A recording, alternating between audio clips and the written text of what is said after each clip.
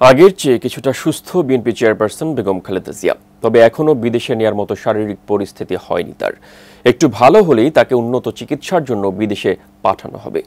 এভারকেয়ার হাসপাতাল থেকে চিকিৎসা শেষে বাসায় ফেরার পর তার ব্যক্তিগত চিকিৎসক ডাক্তার AZM জাহিদ হোসেন এই তথ্য জানিয়েছেন।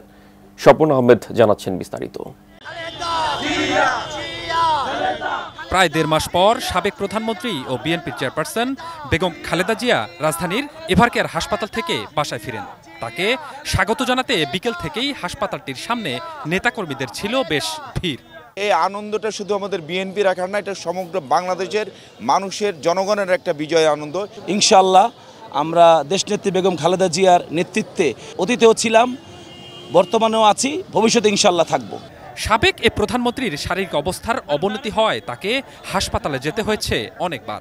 তবে গত কয়েক বছরে আওয়ামী লীগ সরকারের কাছে উন্নত চিকিৎসার জন্য বিদেশে যাওয়ার অনুমতি চাইলেও তা দেয়া হয়নি। বাধ্য হয়ে দেশেই চিকিৎসা নিতে হয়েছে তার।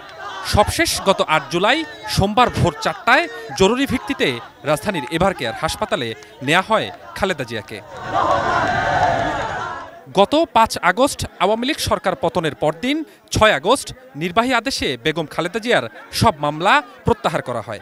ডিজাইন, এলিগেন্স, বিউটি, সেরা পণ্য সবার জন্য জেভিকো। তাই বিদেশে চিকিৎসা নিতে বিএনপির চেয়ারপারসন বেগম খালেদা জিয়ার আর কোনো বাধা নেই। তবে আগের চেয়ে কিছুটা সুস্থ হলেও এখনও বিদেশে নেয়ার মতো শারীরিক পরিস্থিতি তৈরি হয়নি তার বলে জানিয়েছে তার ব্যক্তিগত চিকিৎসক ডাক্তার AZM জাহিদ হোসেন।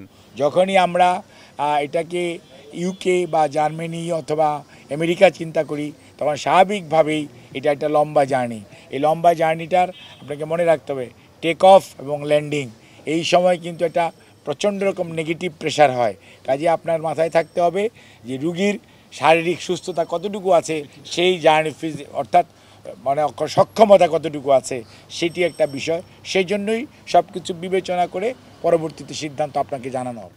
সাবেক প্রধানমন্ত্রী ও বিএনপির চেয়ারপারসন বেগম খালেদা জিয়ার শারীরিক পরিস্থিতি একটু ভালো হলেই তাকে উন্নত চিকিৎসার জন্য বিদেশে পাঠানো হবে, এমনটা জানিয়েছেন ডাক্তার AZM জাহিদ হোসেন। সবার দোয়া এবং সহমর্মিতার কারণে উনি কিছুটা সুস্থ হয়েছেন।